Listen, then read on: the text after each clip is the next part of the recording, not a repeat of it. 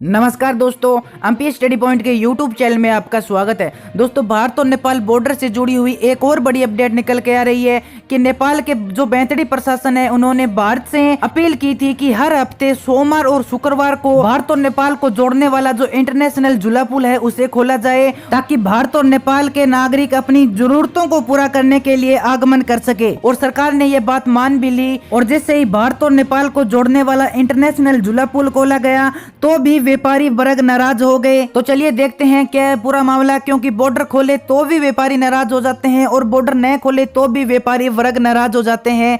तो आखिर इसकी वजह क्या है, इस नाराजगी की वजह क्या है, पूरी खबर मैं आपको बताऊंगा। तो वीडियो के अंत तक बने रहें।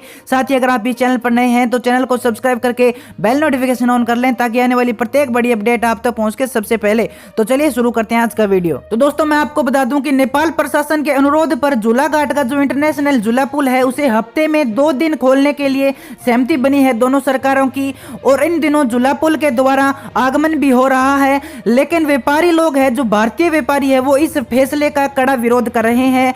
भारतीय व्यापारियों का कहना है कि जो इंटरनेशनल झूला पुल है उसे केवल नेपाल के हितों के लिए, यानी जो नेपाल के नागरिक है उनको ध्यान में रखते हुए, उनके कामों को ध्यान में रखते हुए खोला जा रहा है। जबकि जो भारत के जो व्यापारी है उनका कारोबार बीते कुछ सालों से पूरी तरह से ठप हो गया है, उनकी ओर सरकार ध्यान नहीं दे रही है। नेपाल के बैंतडी प्रशासन ने भारत से गुजारिश की थी कि हर हफ्ते सोमवार और शुक्रवार को पुल खोला जाए, ताकि भारत और नेपाल के नागरिक अपनी जरूरतों को पूरा करने के लिए आवाजाही कर सके। और नेपाल की इस गुजारिश को भारत ने स्वीकार भी कर लिया था, और यह तय हुआ था कि एक दूसरे के देश में जाने वालों के लिए पास बनाए जाएंगे, और पास बनने के बाद ही लोग आगमन कर सकेंगे, जिसको अनुमति के आधार पर आवाजाही करने दी जाएगी। लेकिन इस फैसले से भी भारतीय व्यापारी भड़के हुए हैं। और चलिए दोस्तों, अब मैं आपको बताता हूं कि भारतीय व्यापारी नाराज क्यों है और उनकी मांग क्या है। झूलाघाट के व्यापारियों का कहना है कि उनका व्यापार पूरी तरह से नेपाल पर निर्भर है।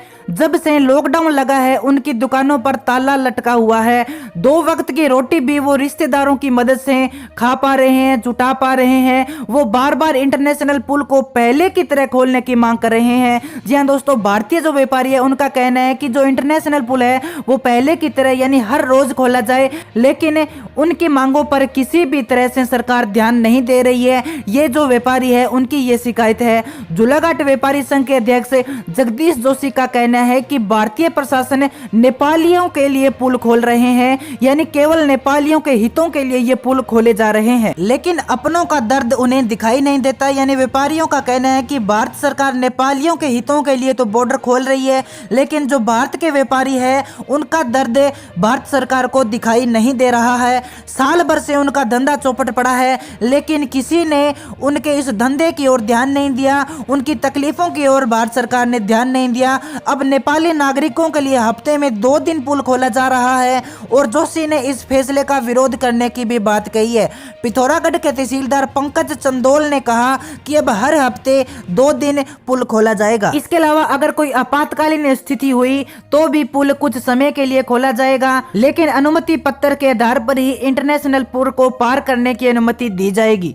और दोस्तों, जहां तक मेरी पर्सनल सोच है, भारतीय व्यापारियों का कहना बिल्कुल ठीक है कि किसी के साथ भेदभाव नहीं किया जाए। अगर नेपालियों के लिए पुल खोला जा रहा है तो भारतीय व्यापारियों के भी दुख दर्द की तरफ सरकार को देखना चाहिए, और दोनों देशों के जो नागरिक हैं उनके हितों की ओर सरकार को ध्यान देना चाहिए। इसके अलावा दोस्तों, आपकी क्या राय है कि भारतीय व्यापारियों का कहना सही है या गलत है, आप कमेंट बॉक्स में मुझे जरूर बताएं। तो दोस्तों, आज की वीडियो में इतना ही। मिलते हैं अगली वीडियो में एक नई अपडेट के साथ। तब तक के लिए जय हिंद, जय भारत।